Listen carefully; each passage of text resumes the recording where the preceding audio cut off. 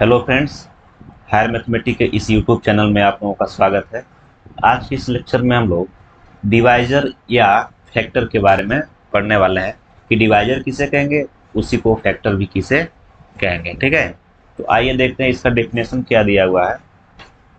मान लीजिए कोई भी दो इंटीजर ले लेते हैं। Let let let a and b are to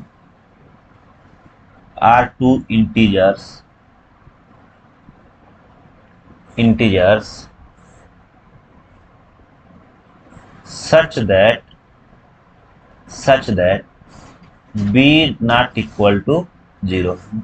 ठीक है, मान लेंगे कि कोई भी दो इंटीजर a और b हैं और उस इंटीजर में b की वैल्यू 0 नहीं है, यानी कि b क्या है, हमारा नॉन जीरो है। Then b is said to be divisor और factor of a। b is said to be divisor और फैक्टर ऑफ a। b को हम a का डिवाइजर कहेंगे या a का फैक्टर कहेंगे। कब? इफ देयर एग्जिस्ट t क्या है? t भी एक नया इंटीजर है। ठीक है, t belongs to z such that a equal to bt। ठीक है, डिफिनेशन बहुत ही इजी वे में दिया हुआ है कि a कोई नंबर है और b कोई नंबर है, इसको हम इंटीजर मानेंगे। a कोई इंटीजर है, b कोई इंटीजर है, और इस प्रकार है कि b की वैल्यू 0 नहीं है। b क्या है? नॉन जीरो है। जीरो के अलावा b कुछ भी हो सकता है। ठीक है, लेकिन वह इंटीजर ही होना चाहिए। ठीक है, then b is said to be divisor. इसी b को हम क्या कहेंगे? डिवाइजर कहेंगे या फैक्टर कहेंगे a का, अगर एक और इंटीजर एग्जिस्ट कर जाए जिसको हम t बोलेंगे और वह इस प्रकार हो such that a equal to bt। ठीक है, it is denoted by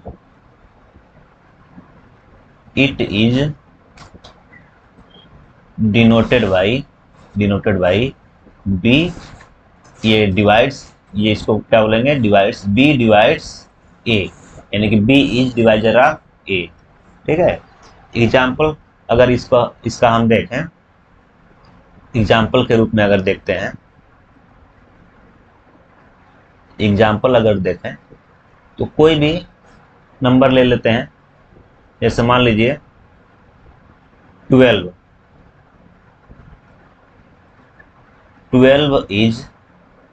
is divisor और फैक्टर ऑफ 36 बिकॉज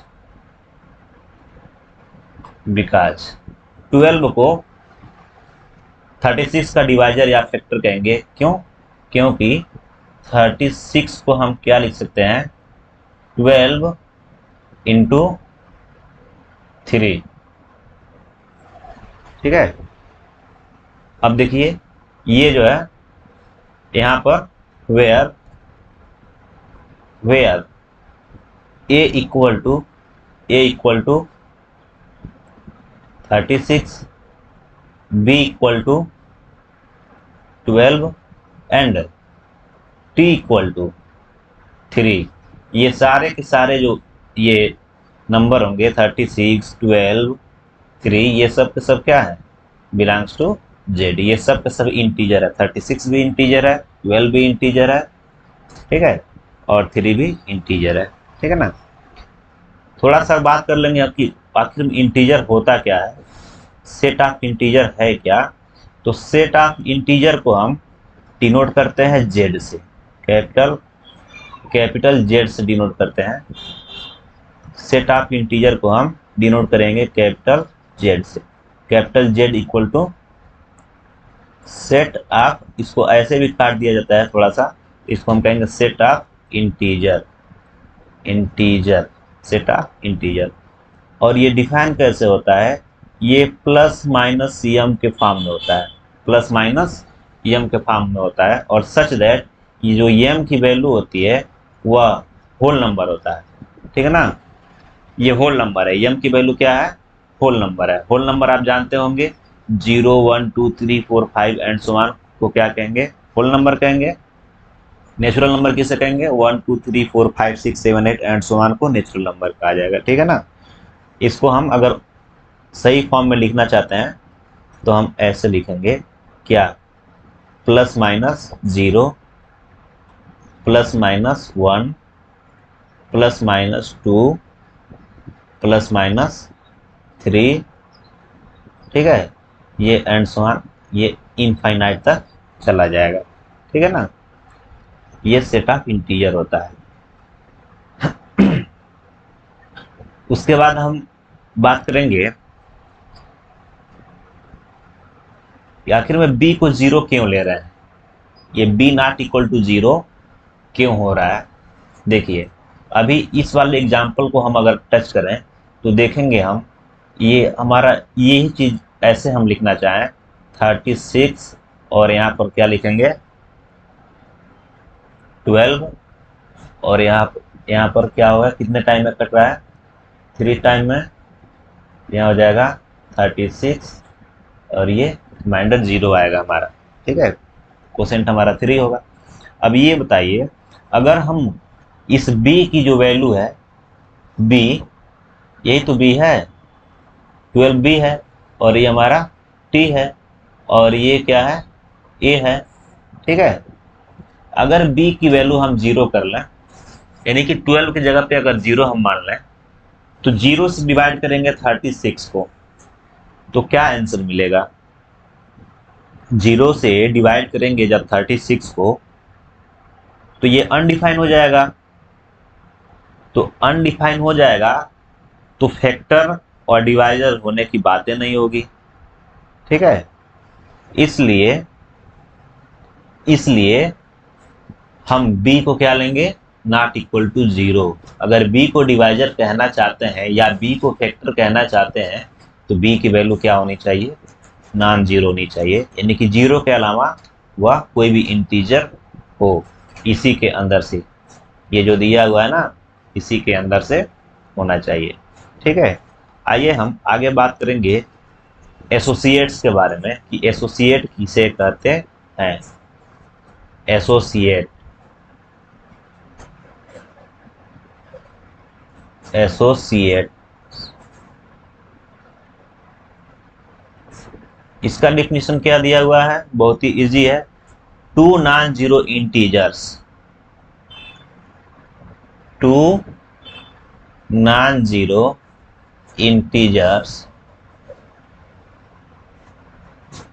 जब 2 नॉन जीरो इंटीजर्स की बात कर लिए तो कोई ना कोई वो इंटीजर लेना ही पड़ेगा, a एंड b, मान लीजिए a है एंड दूसरा क्या है, b है, आर कॉल्ड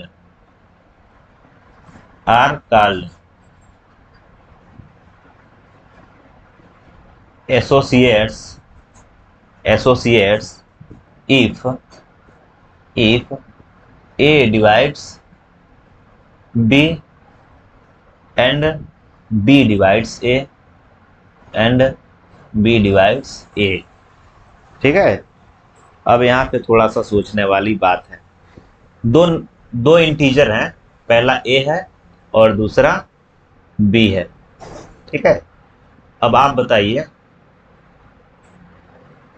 यहाँ पर कह रहा है कि a और b को एसोसिएट तब कहेंगे जब a b को कंप्लीटली डिवाइड करे। ये लाइन लिखने का मतलब ये हुआ कि a डिवाइड्स b, यानी कि a जो है b को कंप्लीट रूप से डिवाइड कर रहा है, यानी कि a b का फैक्टर है या डिवाइजर है, एंड b कंप्लीट रूप से डिवाइड कर रहा है a को, यानी कि यहाँ पर b है किसका, a का फैक्टर, और या उसी को डिवाइजर कहेंगे, यानी कि a कंप्लीटली b को डिवाइड कर रहा है और b कंप्लीटली ए को डिवाइड कर रहा है।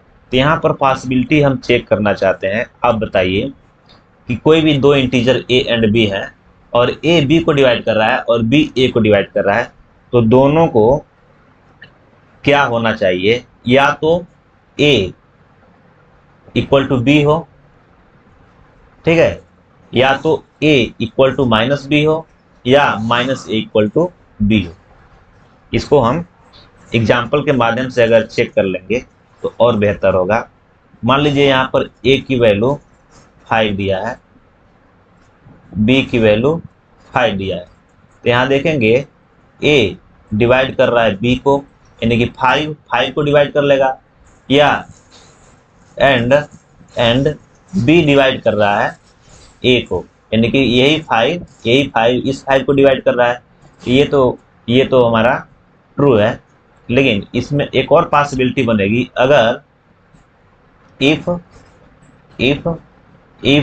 ए इक्वल टू -5 कर लें, बी इक्वल टू 5 रख लें, तो क्या होगा, यहाँ भी ये क्या होगा, ए बी को डिवाइड करेगा लेकिन माइनस टाइम में करेगा। अगर बी की वैल्यू, अगर यहाँ पर ए की वैल्यू 5 कर लें और बी की वैल्यू -5 कर लें, तो भी यहाँ बी जो है ए को डिवाइड करेगा लेकिन माइनस टाइम में करेगा, ठीक है, -1 टाइम में करेगा, तो भी लेकिन कंप्लीट रूप से डिवाइड कर रहा है। तो इसमें दो पॉसिबिलिटी है, या तो ए बी के बराबर हो, या ए माइनस बी के बराबर हो, या माइनस ए बी के बराबर हो, ठीक है ना। तो इसको हम क्या कहेंगे, एसोसिएट्स कहेंगे, ठीक है। अब आप बताइए, ए अगर बी को डिवाइड कर रहा है, अभी ऊपर वाले में फैक्टर वाले में पढ़े थे, अगर ए बी को डिवाइड कर रहा है तो एक इंटीजर टी हमको मिलेगा कि नहीं मिलेगा, जिसको हम ए इक्वल टू बी टी के फॉर्म में लिख सकते हैं। तो ए डिवाइड कर रहा है बी को और बी डिवाइड कर रहा है ए को, तो ए डिवाइड कर रहा है बी को, this imply there exist K1, इसको हम क्या कहेंगे, K1, कोई K1 क्या है, इंटीजर है, और B डिवाइड कर रहा है A को, तो भी वहां पर एक इंटीजर एग्जिस्ट करेगा, K2 वह क्या होगा, इंटीजर होगा, सच दैट A डिवाइड कर रहा है B को, इसका मतलब B equal to A into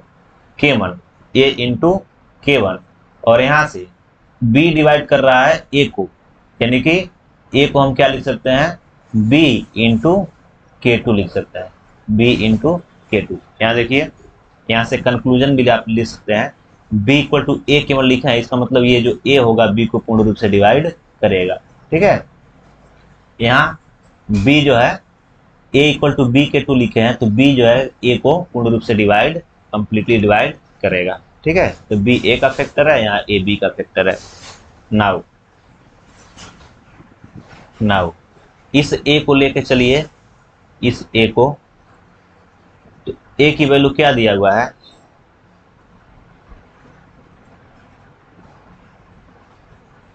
B into K2। अब यहाँ से इस B की वैल्यू रख दीजिए यहाँ पर, तो क्या हो जाएगा, A और इंटू K1 और B उसके बाद K2, तो A into K1 K2। B की जगह पे क्या रखना है, B की जगह पे A K1 रखना है, तो यहाँ से A K1 रख लिए और K2 हो जाएगा। अब आप बताइए, A से A कैंसिल हो गया, A से A कैंसिल हो जाएगा, तो दिस इम्प्लाई यहाँ से K1 इंटू K2 की वैल्यू कितनी होगी, 1 होगी। K1 इंटू K2 की वैल्यू 1 होगी, और K1 K2 क्या है, for all K1 comma K2, वह दोनों के दोनों क्या है, इंटीजर है। अब आप बताइए, दो इंटीजर दिया हुआ है, एक K1 है, दूसरा K2 है, और दोनों का मल्टीप्लिकेशन 1 आ रहा है, यानी कि दो इंटीजर को आपस में गुणा कर रहे हैं तो 1 आ रहा है, तो इसका मतलब या तो दोनों आपस में बराबर होंगे, 1 1 होंगे, K1 भी 1 होगा और K2 भी 1। कब आएगा? इस दोनों का गुणा करेंगे तो 1 कब आएगा? जब K1 की वैल्यू क्या हो? 1 हो और K2 की वैल्यू 1 हो, या इस K1 की वैल्यू -1 हो और इस K2 की वैल्यू -1 हो, तो -1 इंटू -1 तभी जाकर के 1 आएगा। दिस इम्प्लाई आइदर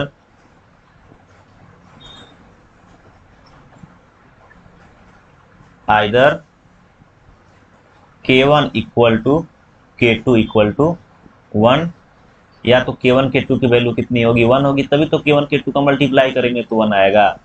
और K1 equal to K2 equal to -1, या तो -1 होगा, तब -1 इंटू -1 1 हो जाएगा। ठीक है, दिस इम्प्लाई या तो b की वैल्यू जो होगी वह +a होगा और b की जो वैल्यू होगी -a होगा। ठीक है, वही चीज इससे पहले यहाँ पर लिखे हुए थे जब यहाँ एग्जाम्पल समझा रहे थे। ठीक है, एक एग्जाम्पल देख लीजिए। Example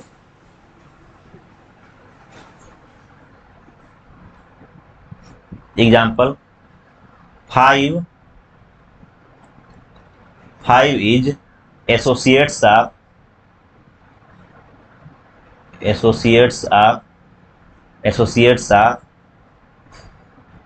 -5 because 5 divides -5 and -5 divides 5। ये देखिए, ये a है और ये b है, तो यहाँ a जो है b को डिवाइड कर रहा है और यहाँ b a को डिवाइड कर रहा है। यहाँ a b को डिवाइड कर रहा है, यहाँ b a को डिवाइड कर रहा है।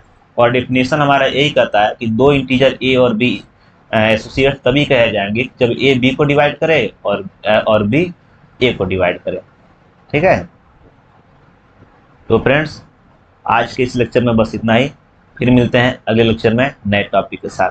Thank you so much.